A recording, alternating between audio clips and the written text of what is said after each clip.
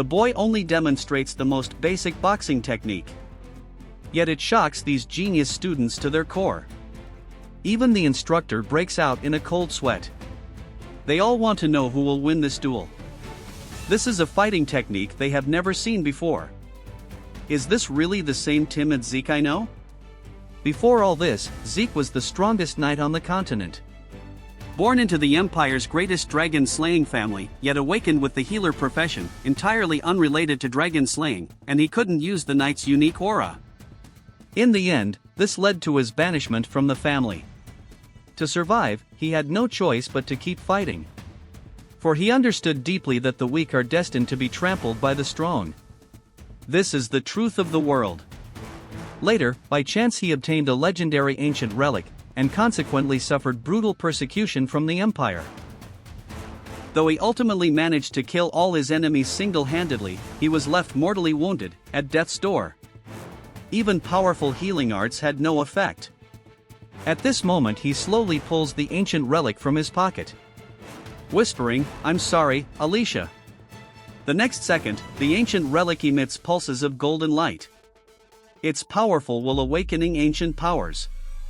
The ancient dragon soul will imprint itself on the soul of one with strong will, initiating emergency measures. Will Zeke Draker agree? At first he thinks this is nonsense, so he agrees without a second thought. Then, a notification window appears, activating irreversible power. As the countdown ends. The next moment, when he opens his eyes again, he discovers he had returned to the past, but he quickly accepts everything. He remembers clearly. This is the Draker family's training cradle. The Dragonslayer Draker is the hero who kills the evil dragon Bahamut during the Great Human Dragon War 1,000 years ago, saving the continent. And the Draker family, one of the 3 super families, is established by Dragonslayer Draken's descendants. Because of this, everyone with Drakern blood can receive the blessing of aura. They can more easily awaken their aura and become knights. But Zeke alone is the exception. Just then, a notification window appears before him. The ancient dragon soul has completely merged with the chosen one's soul. The next moment, countless windows appear before his eyes. Zeke Draker, class, healer, title, one who received the blessing of the ancient dragon. He is shocked. It is like magical imaging that can penetrate. And the words class and skill are terms no longer used in modern times. He suddenly remembered his master once said that ancients categorized individual abilities into various classes, with techniques derived from classes called skills. So his healer profession can use healing skills. Back then, his master had made him train daily, claiming that healers needed to be physically strong. Anyway, from the current situation, he is now a healer. The next second, a pure, white light emits from his hands. So it is true. In his previous life, he became a healer at age 20 after opening his ether hall. Now, he closes his eyes and begins to meditate. Sure enough, his ether hall has already unlocked. Although his previously trained body has gone, he has returned with his skills and memories, putting him in a more advantageous position this time. To better utilize all this, he needs to understand the cards in his hand. Just then, Zeke's butler Decker slowly appears before him. He says, "Have you forgotten today's important matter, young master?" Zeke has always been terrified of Decker. Even though his mind is now 32 years old, the fear ingrained in his bones can't be erased. Just then, the professional skill calm activates, and his nervousness instantly disappears.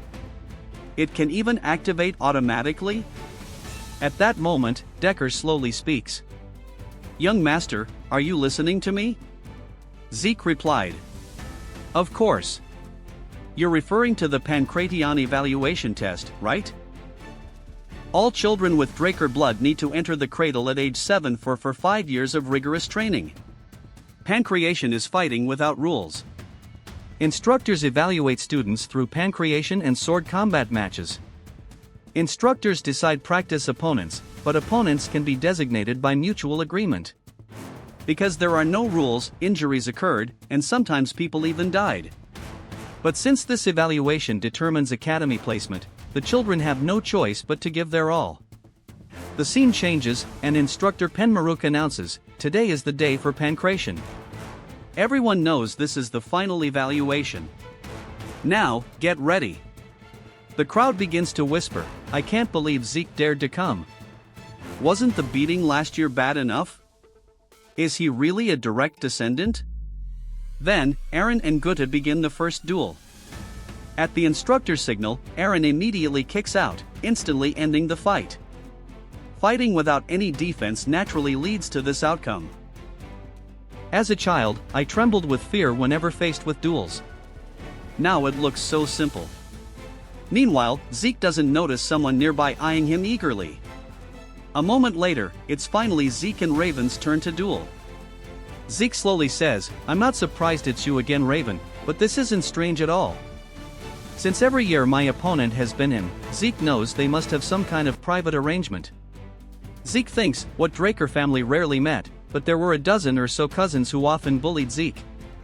Now Raven says, Zeke, I have to praise you this time. After getting beaten so badly last time, you still have the courage to show up. Hearing this, Zeke's calming skill instantly activates, and he quickly regains his composure. Zeke says, if you're mocking me for being inferior, I won't let you off. Then Raven grabs his hair and says, not let me off? What could you possibly do? The next second, Zeke suddenly activates a skill direct hit, striking him squarely in the face. Zeke had originally intended to knock him out, but the skill activated on its own. The instructor asks in surprise, I haven't announced the start yet. Why did you attack? But Zeke dismissively says, isn't it a fighter's advantage to strike first? Hearing this, the instructor is utterly shocked. He actually sends killing intent from a student. Then Raven says, Instructor, announce the start. I'll teach that inferior person a harsh lesson. With the instructor's signal, Raven quickly assumes his stance and attacks Zeke while constantly guarding against Zeke's left hand. When Zeke throws a left punch, Raven suddenly crouches down, then grabs Zeke's body, intending to throw him to the ground. But at that moment, Raven's expression suddenly changes, and he quickly distances himself from Zeke. Seeing this, the instructor is astonished. Could this be the fighting ability of a 12-year-old child? When Raven dodged Zeke's attack and pushed him down, he thought he had one. But unexpectedly, Zeke quickly attacked Raven's chin, breaking free from his grasp. Even though his attack failed, Zeke remained incredibly calm and made the right offensive move. He possesses tremendous skill and focus. Is this really the Zeke Dracker everyone knew? Meanwhile, just as Raven intended to create distance, Zeke disabled his left leg with a single blow. Seeing this, Raven immediately swings his fist at him. But with the enhancement of his focus sensing skill, Zeke quickly dodges every one of Raven's attacks. It seems Zeke has grown accustomed to controlling ether. Let's end this. The next second, Zeke suddenly executes a shoulder throw, while activating his vital point strike skill, instantly breaking Raven's ribs. Now, he slowly says, even if your learning ability is lacking, with this level of demonstration, you should learn something, right? Who do you think you are to speak to me like that? Just then, he suddenly remembers something. He says, I remember all your names, don't look around. If you have objections, come down and challenge me.